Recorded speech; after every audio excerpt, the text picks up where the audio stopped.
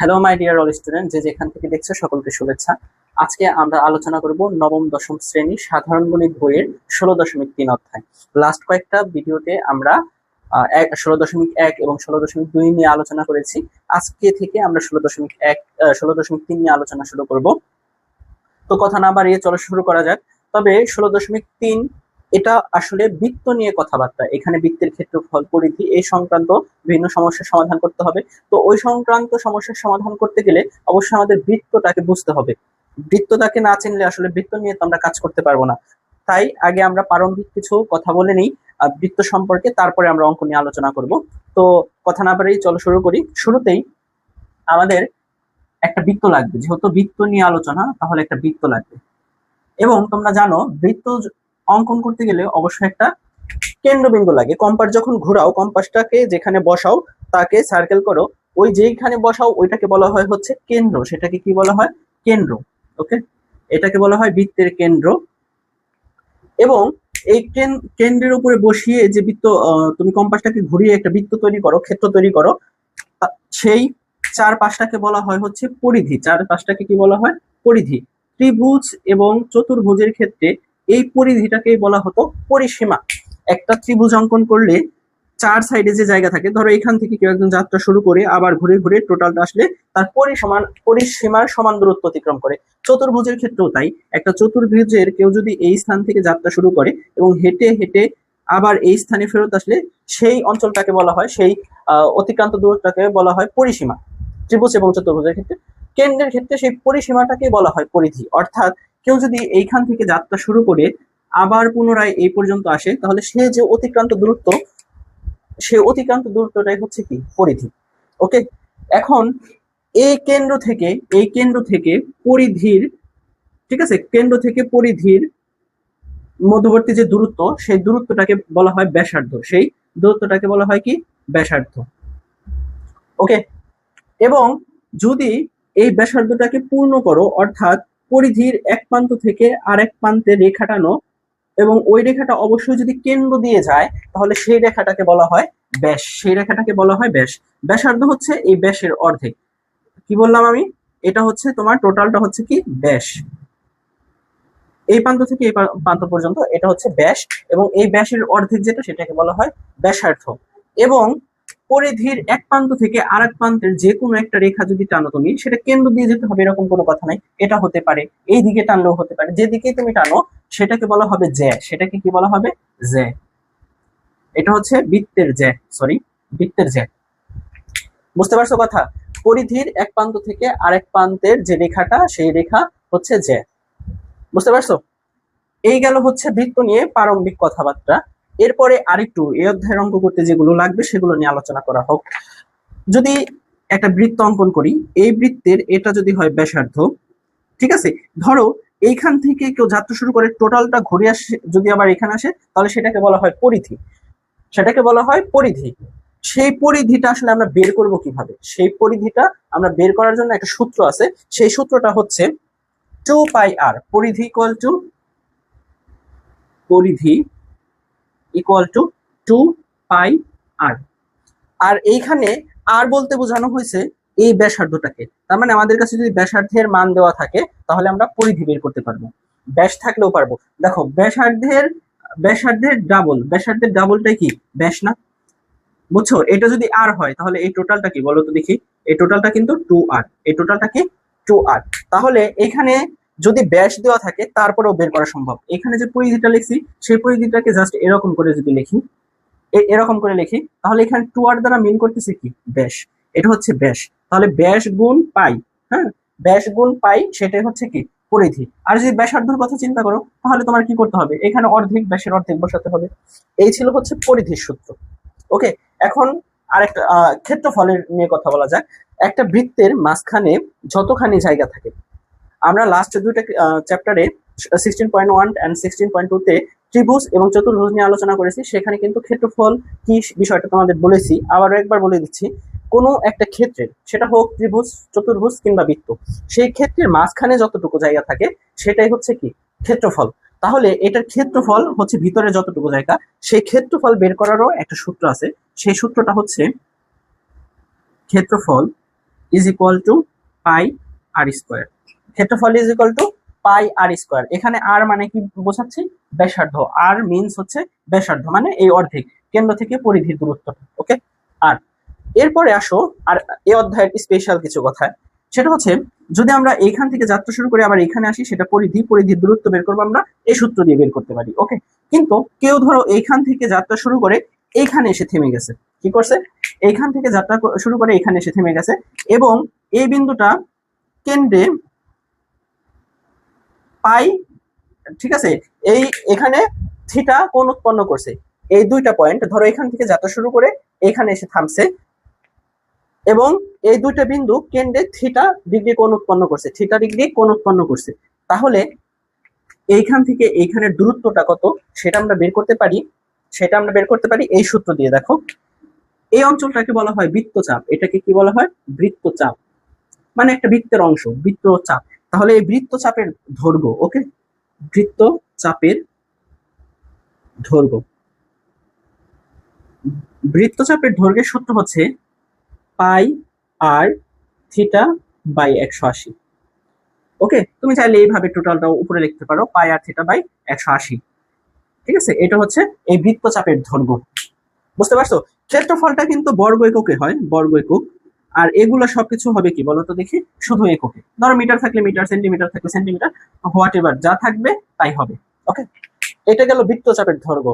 এখন যদি এই টোটালটার ক্ষেত্রফল না বের করে জাস্ট এই অংশটুকুর ক্ষেত্রফল বের করতে বলে, যে এইখানে কতটুকু জায়গা আছে সেটাও কিন্তু বের করা যাবে। সেটাকে বলা হয় হচ্ছে বৃত্তাংশ। সেটাকে কি বলা হয়? বৃত্তাংশ।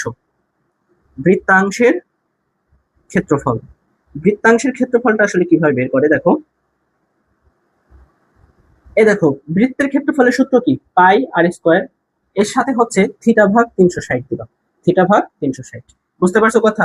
পাই আর স্কোয়ার গুণ থিটা ভাগ 360। এটাকে এইভাবেও লেখা অনেকে, পাই আর স্কোয়ার থিটা বাই 360, যেটাই বলো। এটা যেহেতু ক্ষেত্রফল, তাহলে এটার একক কি হবে? বর্গ একক। এককের জায়গায় তুমি মিটার, সেন্টিমিটার যেটা থাকবে কোশ্চেনে সেটা দিবা। বুঝতে পারছো আমার কথা? তাহলে এই কয়েকটা অঙ্ক দিয়েই, এই কয়েকটা সূত্র দিয়ে আমরা এই অধ্যায়ের অঙ্কগুলো সলভ করতে পারবো। এখন আমরা সরাসরি অঙ্কে চলে যাচ্ছি। দেখো, তোমাদের 1 নং অঙ্কে কি বলা হয়েছে বলো তো দেখি। সূত্রগুলো কিন্তু তোমরা নোট করে রেখো। হ্যাঁ, 1 নং অঙ্কে বলা হয়েছে একটি বৃত্তচাপ কেন্দ্রে 30 ডিগ্রি কোণ উৎপন্ন করে। বৃত্তের ব্যাস দেওয়া আছে 126 সেন্টিমিটার। তাহলে চাপের দৈর্ঘ্য কত? বিষয়টা এরকম, যে একটা বৃত্ত দেওয়া আছে, এই বৃত্তের একটা নির্দিষ্ট চাপ আছে, এই যে এটা চাপ, ঠিক আছে। এই চাপটা কি করছে? কেন্দ্রে 30 ডিগ্রি কোণ উৎপন্ন করছে, 30 ডিগ্রি কোণ উৎপন্ন করছে। এই চাপের দৈর্ঘ্যটা তারা চাচ্ছে, এই বৃত্তচাপ। ওকে, এবং তারা এখানে আরেকটা ইনফরমেশন দিয়ে দিছে, সেটা হচ্ছে এই ব্যাসের দৈর্ঘ্যটা দিয়ে দিছে। এই ব্যাসের দৈর্ঘ্য হচ্ছে 126 সেন্টিমিটার। ওকে, 126 সেন্টিমিটার। তাহলে এটা আমরা কিভাবে বের করবো? টু মাস ইজি। যদি সূত্র তোমাদের মনে থেকে থাকে তাহলে তোমরা অবশ্যই এটা করতে পারবে। 1 নঙে গিভেন ভ্যালু কি দেওয়া আছে? গিভেন দ্যাট, ঠিক আছে, বৃত্তের ব্যাস, বৃত্তের ব্যাস মানে কি? 2r। বৃত্তের ব্যাস মানে 2r ইজ ইকুয়াল টু কত বলো তো দেখি? 126 সেন্টিমিটার। তাহলে বৃত্তের ব্যাসার্ধ কত হবে? বৃত্তের ব্যাসার্ধ হবে r ইকুয়াল টু 126/2 সেন্টিমিটার। তাহলে এটাকে যদি করো 120 63, ওকে, 63 সেন্টিমিটার। এটা কিন্তু আমাদের ব্যাসার্ধ বের হয়ে গেছে, এবং এখানে কোণের মান দেওয়া আছে। হ্যাঁ, চাপ, বৃত্তচাপ কর্তৃক, বৃত্তচাপ দ্বারা কেন্দ্রে উৎপন্ন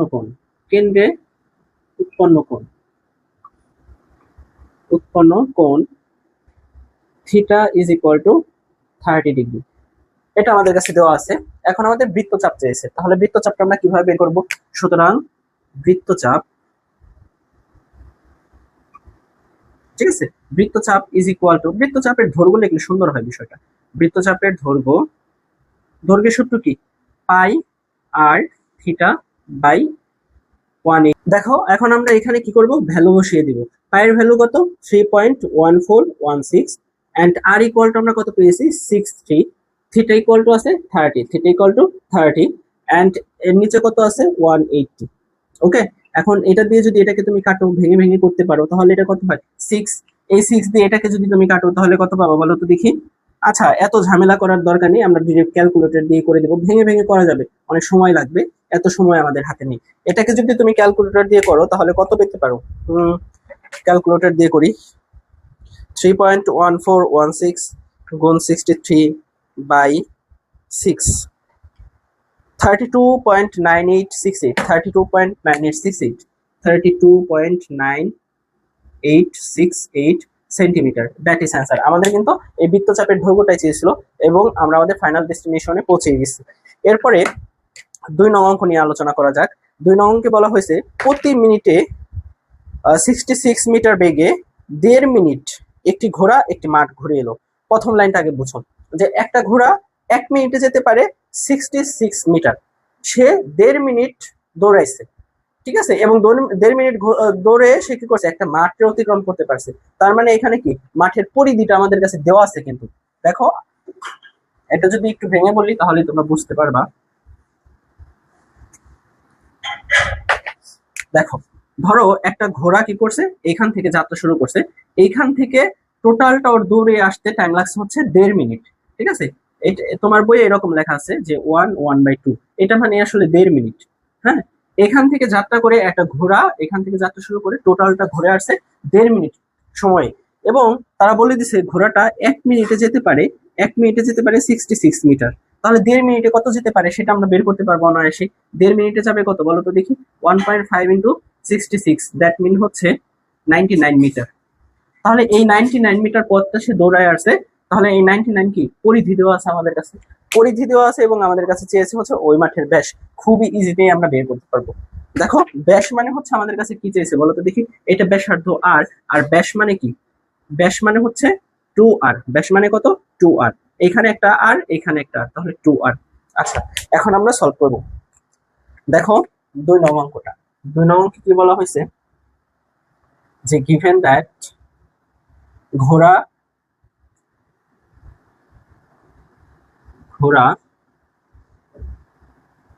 1 মিনিট এ যায় 66 মিটার, ওকে 66 মিটার, তাহলে 1.5 মিনিটে, সুতরাং ঘোড়াটি 1.5 বা যেটা তোমার বই দেওয়া আছে সেটা একটু লিখে দিতে পারো, 1/2 মিনিট এ যায়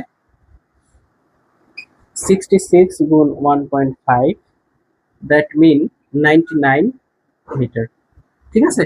সুতরাং বৃত্তের পরিধি,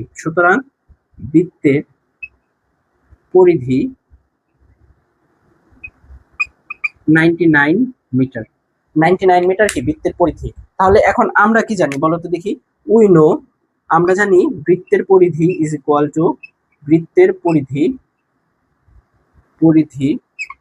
is equal two 2πr, okay 2πr। তাহলে আমরা জানি বৃত্তের পরিধি এটা, আর বইয়ে থেকে আমরা একটা ইনফরমেশন পেয়েছি সেটা হচ্ছে 99। তাহলে আমরা এখানে দুটাকে শর্ত মতে লিখতে পারি যে শর্ত মতে 2πr ইজ ইকুয়াল টু 99। তাহলে আমাদের ব্যাস চেয়েছে, ব্যাস মানে কি 2r, তাহলে এখানে 2rটাকে রেখে দিয়ে আমরা কি করব, 99 কে ওই পাশে নিয়ে যাব, পাই কে ওই পাশে নিয়ে যাব 99 এর নিচে, তাহলে এটা পাই দ্বারা ভাগ করতে হবে। পাই এর ভ্যালু কত, 3.1416, ওকে। তাহলে এটা দিয়ে ভাগ করলে আমরা কিন্তু ব্যাস পেয়ে যাব। তাহলে এটা করে দেখি, 99 ভাগ 3.1416, দ্যাট মিন 31.512, ঠিক আছে, এটা কিন্তু ব্যাস। সুতরাং বৃত্তের ব্যাস is equal to 31.512 metre, okay. I hope তোমরা সকলে বুঝতে পারছো, ব্যাস আমরা বের করে ফেলছি। Let's go to the next math. এখানে 3 নং অঙ্কে বলা হয়েছে একটি বৃত্তাংশের ক্ষেত্রফল, হ্যাঁ, কত 77 বর্গমিটার এবং বৃত্তের ব্যাসার্ধ 21 মিটার, বৃত্তচাপটি কেন্দ্রে যে কোণ উৎপন্ন করে তা নির্ণয় করো। খুবই ইজি, তোমরা যারা সূত্রের পার্টটা দেখছো, হ্যাঁ, তারা কিন্তু এটা কল্পনা করতে পারতেছে কোন সূত্র দিয়ে হবে। বৃত্তাংশের ক্ষেত্রফল যেহেতু বলছে, তাহলে আমাদের বৃত্তাংশের ক্ষেত্রফল দিয়ে করতে হবে। এই কোশ্চেনটাকে যদি আমি একটু অ্যানালাইসিস করি, ভেঙে ভেঙে তোমাকে বলি, তাহলে ব্যাপারটা এরকম দাঁড়ায় যে একটা বৃত্ত দেওয়া আছে, এই বৃত্তটা একটা নির্দিষ্ট চাপ আছে, ঠিক আছে? এই যে এটা হচ্ছে একটা নির্দিষ্ট বৃত্তচাপ, এই নির্দিষ্ট বৃত্তচাপের ক্ষেত্রফল দেওয়া আছে 77, ক্ষেত্রফল 77, এবং এখানে অবশ্যই কি একটা কোণ উৎপন্ন করবে, এবং এই বৃত্তের ব্যাসার্ধ দেওয়া আছে 21, এখানে ব্যাসার্ধ আর ইকুয়াল টু কত দিয়েছে 21 মিটার। ওকে, তাহলে এখান থিটার ভ্যালুটা চাইছে, তাহলে কি কি ইনফরমেশন দেওয়া আছে সেটা আগে লিখে ফেলা যাক। given that বৃত্তাংশের ক্ষেত্রফল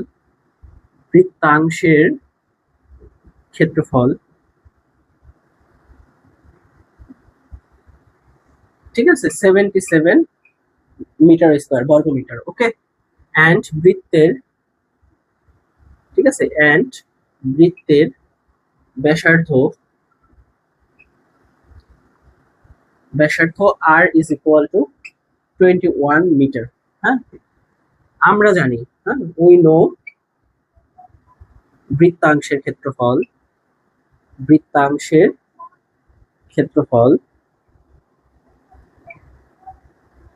is equal to pi r square theta by 360, okay, metre square. এটা যেহেতু বর্গ মিটার, এটা মিটার স্কোয়ারে হবে, ঠিক আছে, এটা আমরা জানি।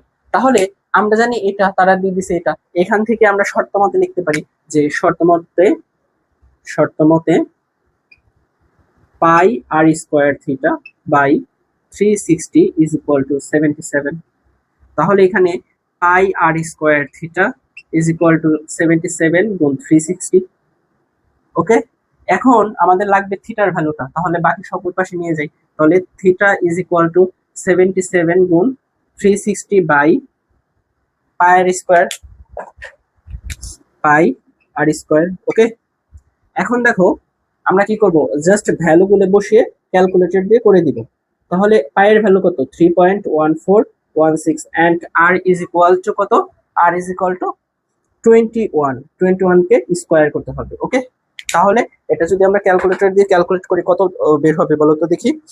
77 গুণ 360 বাই 3.1416 গুণ 21 স্কোয়ার, আমাদের ভ্যালু এখানে বের হচ্ছে 20.008, 20.008, ঠিক আছে, ডিগ্রি এককে। তো এই এত ছোট মান দশমিকের পর লেখার দরকার নেই, তুমি সরাসরি বা দিয়ে লিখতে পারো যে বা 20 ডিগ্রি। তাহলে আমাদের ভ্যালু কত বের হচ্ছে 20 ডিগ্রি। সুতরাং কেন্দ্রে উৎপন্ন কোণ, সুতরাং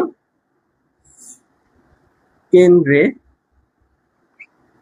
উৎপন্ন কোণ 20 degree, that is answer.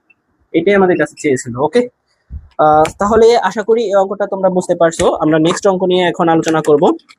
Next অঙ্কে দেখো কি বলা হয়েছে। নেক্সট অঙ্কে বলা হয়েছে একটি বৃত্তের ব্যাসার্ধ 14 সেন্টিমিটার এবং বৃত্তচাপটি কেন্দ্রে 75 ডিগ্রি কোণ উৎপন্ন করে, বৃত্তাংশের ক্ষেত্রফল নির্ণয় করো। 4 নং অঙ্কটা 3 নং এর থেকে একটু ইজি, হ্যাঁ, ভাষাগত দিক থেকে। আসলে উচিত ছিল 4 নংটাই 3 এ দেওয়া, 3 নংটাই 4 এ দেওয়া। আচ্ছা, যাই হোক, আমরা 4 নং নিয়ে আলোচনা করি। 4 নং এ কি বলা হয়েছে যে একটা বৃত্ত, এই বৃত্তের একটা নির্দিষ্ট চাপ আছে, সেই চাপের ক্ষেত্রফলটা চাইছে, এখানে ক্ষেত্রফল। তো এখানে কিছু গিভেন ইনফরমেশন দেওয়া আছে, সেই ইনফরমেশন হচ্ছে ব্যাসার্ধ 14 সেন্টিমিটার এন্ড কেন্দ্র উৎপন্ন কোণ 75 ডিগ্রি। তাহলে থিটা এবং আর এর ভ্যালু দেওয়া থাকলে বৃত্তাংশের ক্ষেত্রফল বের করা কিন্তু খুবই ইজি। তাহলে এখানে আমাদের গিভেন ইনফরমেশন কি, গিভেন দ্যাট কেন্দ্রে উৎপন্ন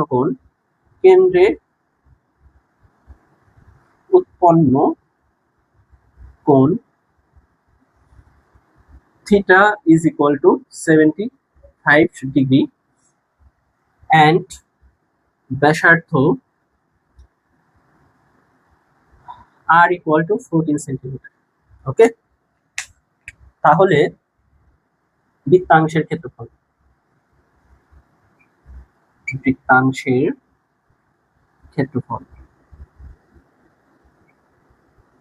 বৃত্তাংশের ক্ষেত্রফলের সূত্র কি? Pi r square theta by 360,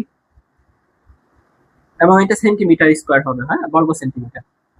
তাহলে পায়ের ভ্যালু কত? 3.1416 অ্যান্ড আর এর ভ্যালু 14, তার উপর square, theta equal to 75 and নিচে 360।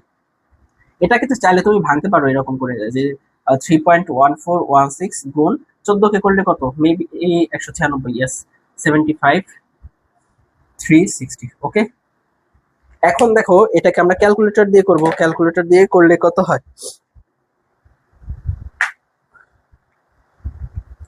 ক্যালকুলেটর দিয়ে 3.1416 গুণ 196 গুণ 75 বাই 360, 128.282 বর্গ সেন্টিমিটার। ঠিক আছে, এটা কিন্তু আমাদের কাছে চেয়েছিল এবং দ্যাট ইজ অ্যান্সার। আমরা আমাদের অ্যান্সার পেয়ে গেছি। ওকে,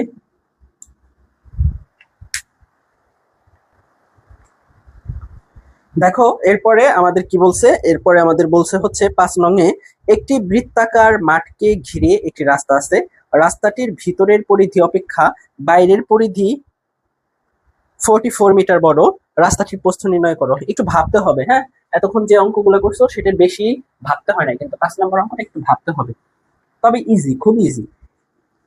দেখো, তারা একটি বৃত্তাকার মাঠের কথা বর্ণনা করছেন এবং সেই মাঠের, এটা হচ্ছে নাম্বার 5, হ্যাঁ, তারা একটি বৃত্তাকার মাঠের কথা বলছেন ফার্স্ট অফ অল, এবং এই মাঠের ব্যাসার্ধ কিছু বলে নাই, ব্যাসার্ধটা কিচ্ছু বলে নাই, আমরা ধরে নিলাম এটার ব্যাসার্ধ আর, হ্যাঁ, এবং এইটার বাইরে দিয়ে রাস্তা আছে, এটার বাইরে দিয়ে কি আছে? রাস্তা আছে। ধরো এরকম, যে এটা কি মাঠের বাইরে দিয়ে রাস্তা, এবং যদি এই রাস্তাটা কি হয় বলতো দেখি, এক্স মিটার প্রস্থ হয়, এই রাস্তার প্রস্থ কত হয়? এক্স হয়। তাহলে এইটা কত বলতো দেখি, এই যে এই বাইরে রাস্তা সহ যে মাঠের এটা ব্যাসার্ধটা, সেটা কত হবে? আর প্লাস এক্স, এটা এক্স আর এটা কত? R, that mean r plus x হবে। বুঝতে পারছো কথা? এই আরটা হচ্ছে মাঠের ব্যাসার্ধ, আর এই রাস্তাটা যেহেতু এক্স ধরে নিছি আমরা, তাহলে এটা কি হবে? আর প্লাস এক্স হবে। খুবই ইজি। এবং তারা বলছে যে রাস্তাটির ভিতরের পরিধি অপেক্ষা বাইরের পরিধি, ঠিক আছে, 44 মিটার বড়। দ্যাট মিন বলতেছে আমি যদি এইখানে যা পরিধি পাবো, এই মাঠটা যা পরিধি পাবো, এই রাস্তা সহ পরিধি মাপলে তার থেকে 44 মিটার বেশি পাবো, বড় পাবো। বিষয়টা আমরা এইভাবে ডিফাইন করতে পারি, হ্যাঁ, যে আগে গিভেন দ্যাটটা লিখে নেই। গিভেন দ্যাট একটা ইনফরমেশন দেওয়া আছে, হ্যাঁ, সেটা কি? বাইরের পরিধি, বাইরের পরিধি, পরিধি ভিতরের পরিধির চেয়ে, ভিতরের পরিধির চেয়ে, পরিধির চেয়ে 44 মিটার বেশি। ওকে, 44 মিটার বেশি। এখন আমরা একটু ধরে নিই, হ্যাঁ, লেট, লেট মাঠের ব্যাসার্ধ, মাঠের ব্যাসার্ধ আর মিটার, অ্যান্ড রাস্তা সহ, অ্যান্ড রাস্তা সহ, রাস্তা সহ মাঠের ব্যাসার্ধ, মাঠের ব্যাসার্ধ আর plus x.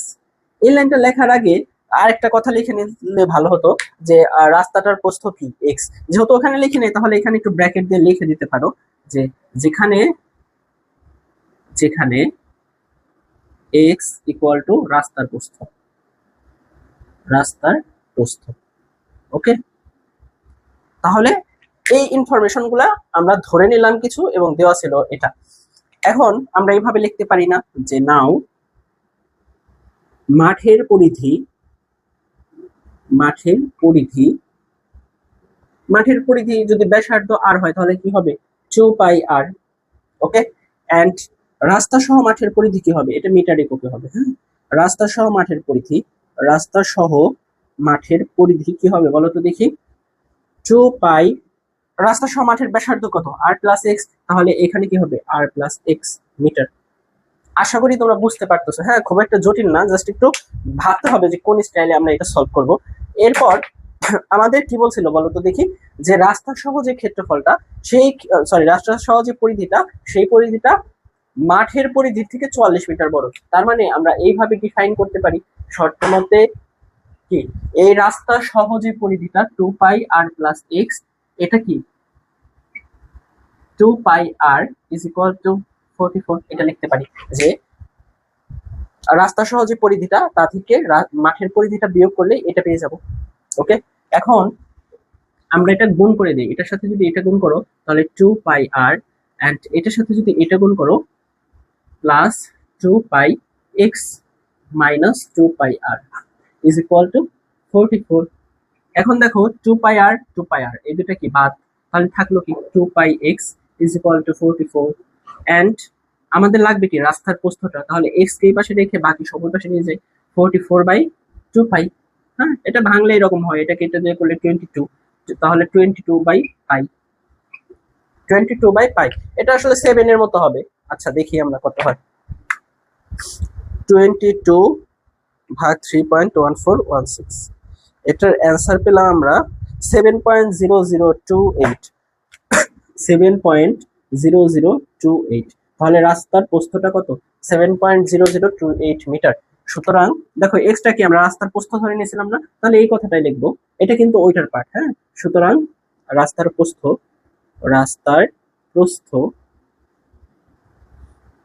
7.0028 metre. I hope তোমরা বুঝতে পারছো। ওকে, এটা ছিল হচ্ছে আমাদের 5 নং অঙ্কে। এরপরে আরো 5টা অঙ্ক আছে, 6, 7, 8, 9, 10। যদি ওই 5টা একসাথেই করতে যাই এই ভিডিওতে, তাহলে ভিডিওর লেন্থ অনেক বেশি হয়ে যাবে এবং তোমাদের একটু বোরিং হয়ে যাবো এতক্ষণ একটানা ক্লাস দেখলে। এজন্য আমরা এই ক্লাসটা এখানেই সমাপ্ত করছি। নেক্সট ক্লাসে আর একটা ক্লাস লাগবে এটা শেষ করতে, নেক্সট ক্লাসে আমরা এই অধ্যায়টা শেষ করে দিব। সে পর্যন্ত তোমরা সকলেই ভালো থাকো, দেখা হবে নেক্সট ভিডিওতে।